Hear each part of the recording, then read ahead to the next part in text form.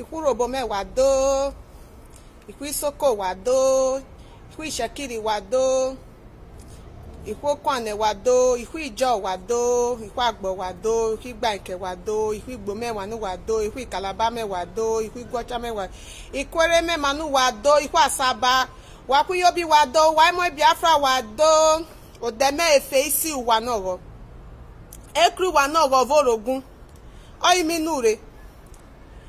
O wawa na mimlimu nwe ose migwo ose magnosi oraka mamimu we wo foboji rovi social media aba imlere ogini touch me mamo mi wo mlene onyovo me ose me iyonku me oigini nure nyan total na evun gini vero me mamo ni miji mle omo robo ọsẹ robo ọṣà robo ọjì ìmùdíà ọjì ìnure ọjì ìyàn ìtòtà pa ọ̀tá ìkálífẹ̀tì bí ìjihadist mission ní ìpín Fúlàní nànà ìvórí mi appreciate ẹ màmá ní wọ́jì tó bọ̀ bí courage náà wọ́n tó bọ̀ ọ̀nùre wọ́jì wọ́jì ní àìjú mú ìwé nànà rí kújó bí àìjìwònyó but ìkú ọsẹ òràkà mi fọ́ gọ́nà correct èmù ọ̀vọ̀ ọ̀tá ètò ọ̀vọ̀ owo use ove i video na wo make na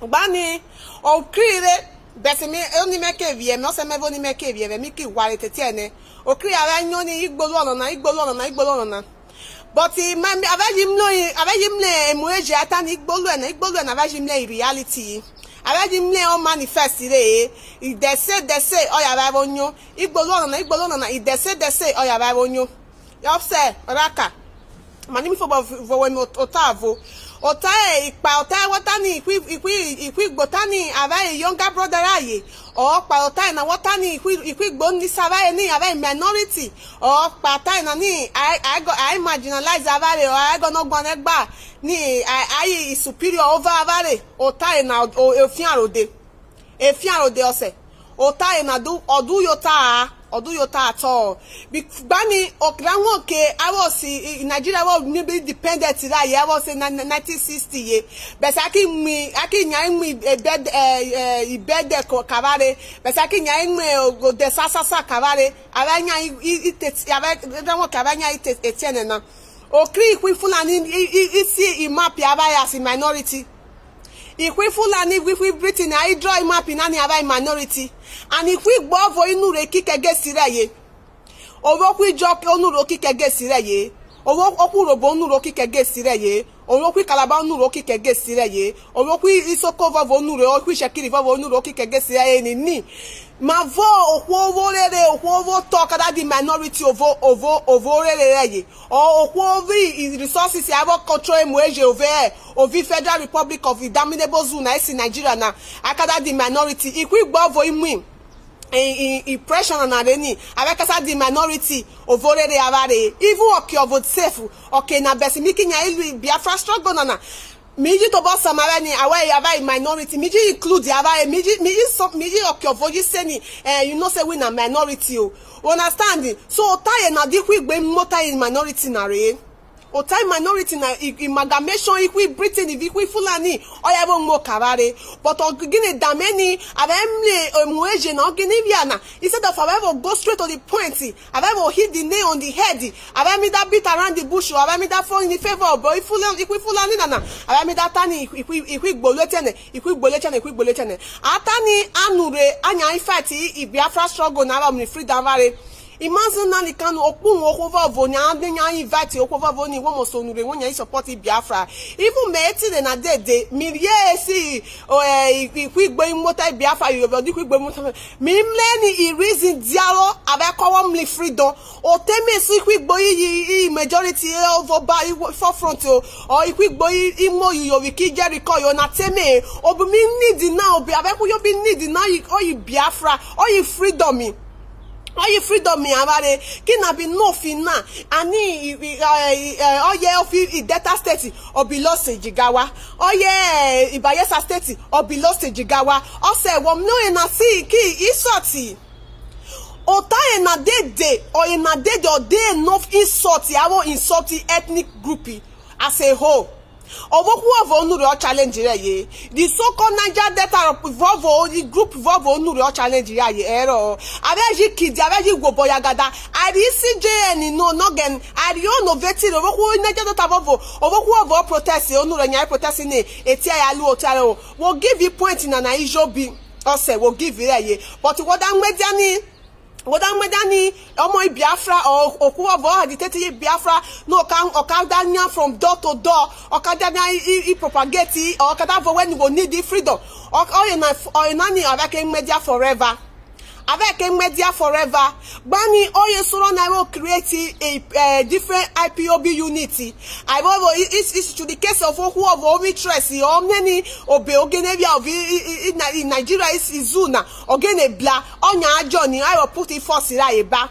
Also, were they very educated. Kobo wawa tota, but omagene vuome, midagini mleni, emo robo, emo isoko, emo ijo, emo ishakiri, emo kalaba, emo ikwere, emo agbo, emo okwane, ofo novo mudia, gini the resources in gini yojana,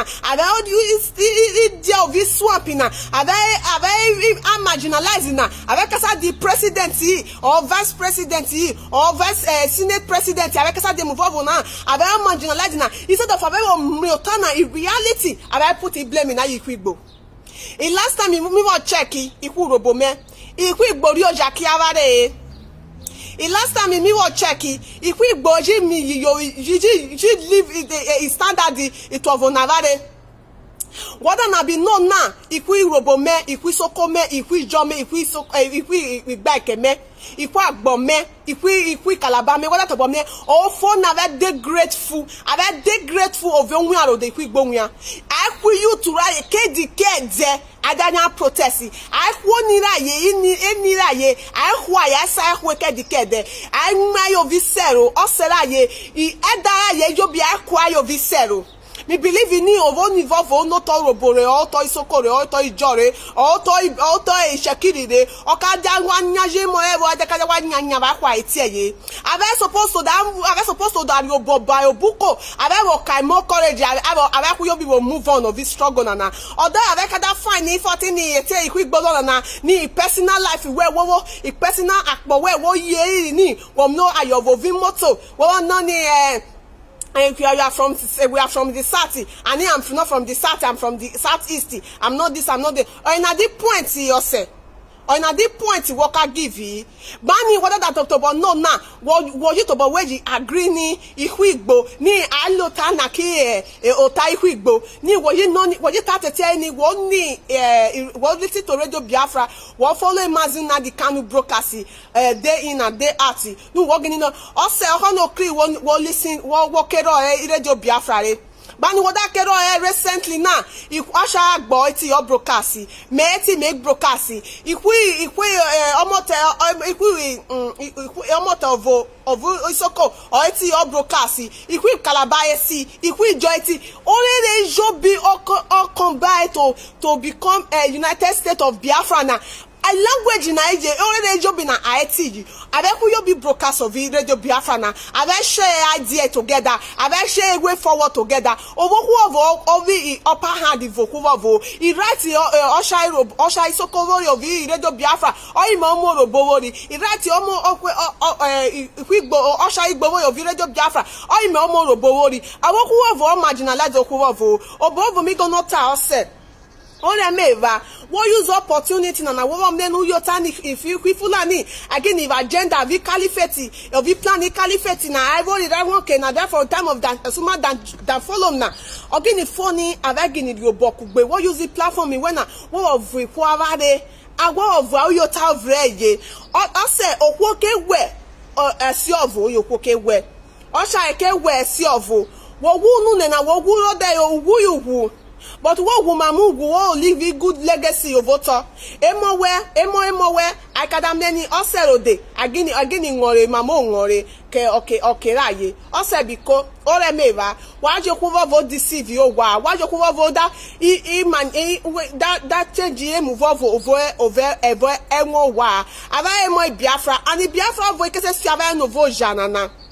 Owapu yo bimlen waji give reference iti I trailer abo wikwo ari trailer abo wikwo no itorere abare ade tete ami wikwo na yo voto ada gwa yo voto na mi nyara mi jinya kiri kwa fare wo kiri ovi not ire wo gini wo ye kikwu Yoruba nu wo ye kikwu Hausa nu wo ye kikwu Igbo nu egini tu yo ta vota na Nairobi over survive ikwu boda wrong abare over survive ikwu boda we mo bla bla kabare abeng me sentiment na yoto abeng me ni obikwu Yoruba ta ovi media yoto abeng mo obikwu Fulani ta voto even ikwu Fulani if ikwu Fulani ikwu Yoruba na abim ni ikwu Igbo akasa le move ovo wamle abare ya deceive abare oya deceive umunwe na mi time for bojiro ose biko or use opportunity na wo go straight to the point what will hit the nail on the head or meaning ni okwo voka affect or okwo voka benefit or na yumunwe or imijiro ose oga nevi yokewe oga nevi yokihurobo ise